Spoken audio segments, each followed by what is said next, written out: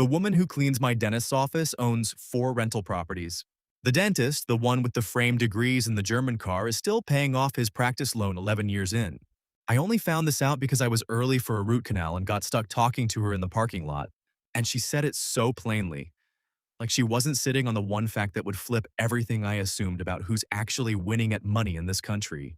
That's the part nobody prepares you for. Financial freedom doesn't announce itself, it doesn't wear a watch.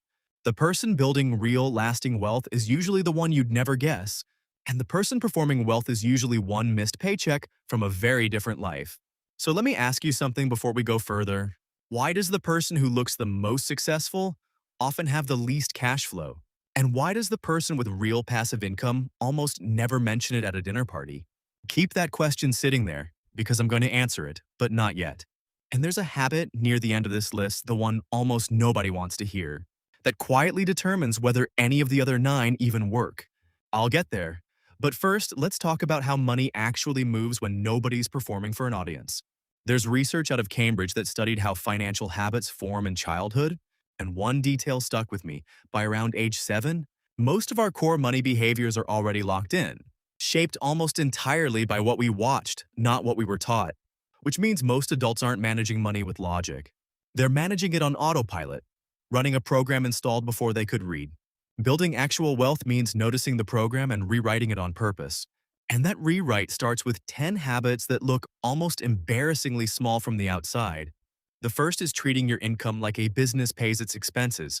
Fixed obligations first, growth investment second, discretionary spending last, in that exact order. Every single time. Most people run it backwards. They spend on discretionary wants first because those feel good immediately. And whatever survives gets thrown at savings or investing, usually nothing. I ran my finances backwards for years.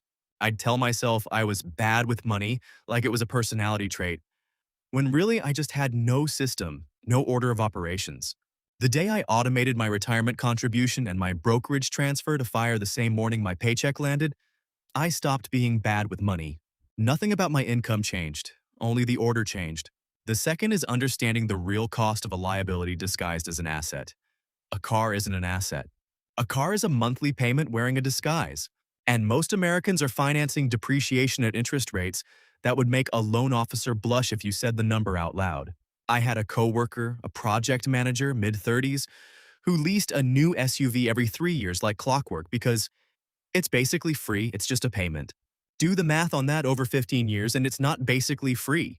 It's a down payment on a rental property he never made. Meanwhile, a guy I know who drives for a delivery app on weekends bought his car in cash, used, and put what would have been his payment into a Roth IRA every month instead. He is nowhere near as impressive to look at. He is decades ahead in actual net worth. Here's your reward for staying this far because a fact like this deserves a pause. The IRS has said for years that the majority of millionaires in America are self-made. First-generation wealth, not inherited. Not trust funds, not lottery tickets. Regular income redirected on purpose for a long time into appreciating assets instead of depreciating ones. That's the entire mechanism. It's not thrilling. It's math, repeated on a schedule, and math doesn't care how exciting it looks. The third habit is understanding your credit score the way a poker player understands odds.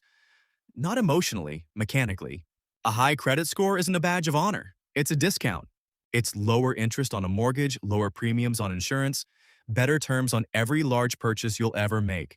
I ignored mine for years because checking it felt like checking a scale I was scared of.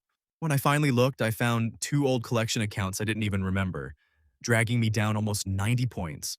Fixing that took one afternoon and saved me an estimated $40,000 in interest over the life of my first mortgage. One afternoon, $40,000. Nobody tells you the ratio is that lopsided. The fourth is that they diversify their income before they diversify their investments. Everyone wants to talk about the stock market, about which index fund, which crypto, which real estate market is about to pop.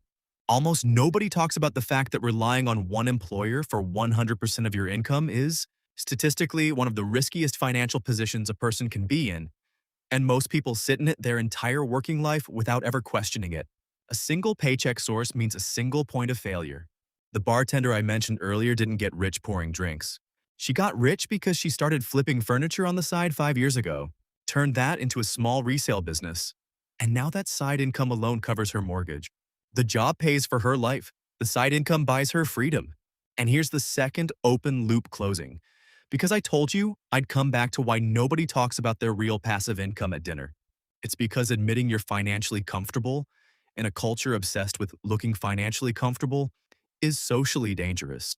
It invites requests, it invites judgment, it invites the exact scrutiny the dentist with the German car never has to deal with, because everyone assumes he's already rich and nobody assumes the same about the cleaning woman with 4 rental properties. Silence, it turns out, is one of the most underrated wealth-building tools there is. What people don't know about your money, they can't spend, borrow, or resent. The fifth habit is refusing lifestyle creep at the exact moment it feels most deserved. Every raise, every bonus, every windfall arrives with a whisper. You've earned this. Upgrade something. And sometimes that's true. But the people who actually compound wealth treat a raise as an opportunity to increase their investment rate, not their spending rate. I got a 12% raise 2 years ago and increased my 401k contribution by exactly that percentage before I let myself feel it in my checking account. My day-to-day life looked identical. My future looked completely different. That's the trick lifestyle creep depends on. It only works if you actually notice the extra money exists before it's already committed to a system that grows it without you. The sixth is that they treat taxes as a strategy, not a surprise. Most people experience tax season as something that happens to them, a once-a-year ambush. Wealthier people treat it as a year-round game with legal rules, and they play to win within those rules. Maximizing retirement contributions, understanding deductions, using tax-advantaged accounts the way a chess player uses the board, thinking several moves ahead instead of reacting in April. I paid a fee-only advisor for 2 hours of consultation once, a few $100s, and he found me a retirement account structure that saves me more than that every single year going forward. That conversation paid for itself roughly 9 times over in year one alone, and it never stops paying. Now here's the turn, the part that reframes every single habit I just gave you. Because on their own, none of these actually work. You can automate the savings, fix the credit score, build the side income, hold the boring investments, minimize the taxes, and still end up with nothing to show for it in 20 years because of one invisible force running underneath all of it: comparison. Every financial decision most people make in America isn't actually a financial decision.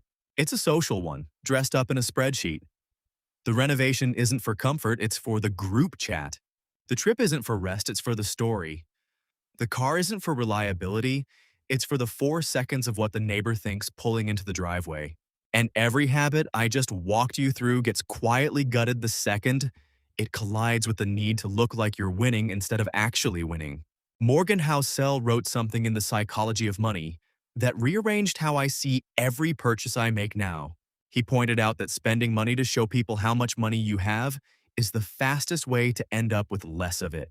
Because the people you're trying to impress are almost never impressed anyway.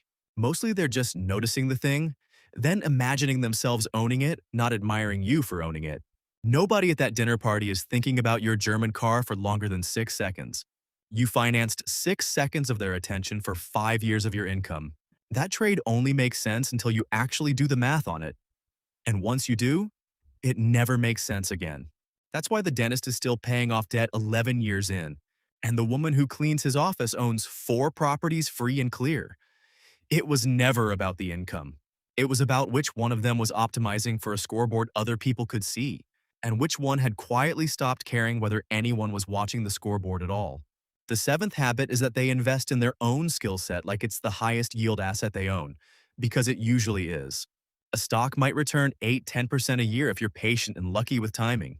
A new certification, a hard skill, a negotiated raise from proving your value, those can move your income 20, 30, 50% in a single conversation. I know a woman in logistics who spent $400 in 6 weekends on a certification her company didn't require, then used it to negotiate an 18% raise 8 months later. $400, 18%, compounding on every future raise for the rest of her career. No index fund on earth returns like that. And almost nobody treats their own skills like the asset they actually are. The eighth is protecting time the way they protect capital, because time is the one resource you cannot ever earn back at any interest rate. Wealthy people say no to things constantly, quietly, without drama, Because every yes to something meaningless is a no to compounding the things that actually matters. Health, relationships, deep work, rest. I used to say yes to everything out of guilt. Every favor, every obligation, every low-value meeting. I wasn't being generous. I was being scared of how people would see me if I said no. Once I started protecting my calendar the way I protect my brokerage account, both of them started growing. The ninth is that they build an emergency fund before they build anything exciting. Because an emergency fund isn't borrowing money sitting idle. It's insurance against ever being forced into a bad decision. Most financial disasters aren't caused by bad investments. They're caused by someone with zero cushion getting hit by a surprise expense and reaching for high-interest debt because there was no other option on the table. 3 to 6 months of expenses sitting quietly in a high-yield savings account isn't exciting content. It's the floor everything else gets built on. And skipping it is how disciplined people still end up wiped out by one bad year. And the 10th, the quiet one. The one that ties every single habit together. They give consistently without needing anyone to see it. Not for a write-off, not for a headline, not for a post. There's something almost counterintuitive about it showing up on a wealth building list, but the pattern holds across income levels. People who give regularly report significantly higher satisfaction with their financial lives, even when they have objectively less to give than the people who don't. Giving is proof, mostly to yourself, that you're operating from abundance instead of fear. Scarcity grips tighter the more it gets. Wealth, the real, settled in your bones kind, loosens its grip because it already knows there's more coming. If you take one thing from all 10 of these, let it be this. None of it was ever really about the money. It was about who you quietly become when nobody's watching and nothing's being performed for anyone. The dentist optimized for how the 11 years would look. The cleaning woman optimized for how the next 30 would feel. Same city, same economy, wildly different outcomes. And the entire gap traces back to one decision made 1,000 small times. Build for an audience or build for a future. You don't need a bigger income to start any of this. You need about a year of doing something unremarkable on repeat, invisible to everyone around you. While people chasing the appearance of financial freedom finance a version of it they'll never actually own. If this rearranged even one thing in how you look at your own money, share it with the person in your life about to make a big purchase for the wrong reason. Sometimes the most valuable thing you can hand someone isn't advice, it's timing. And subscribe for more insights.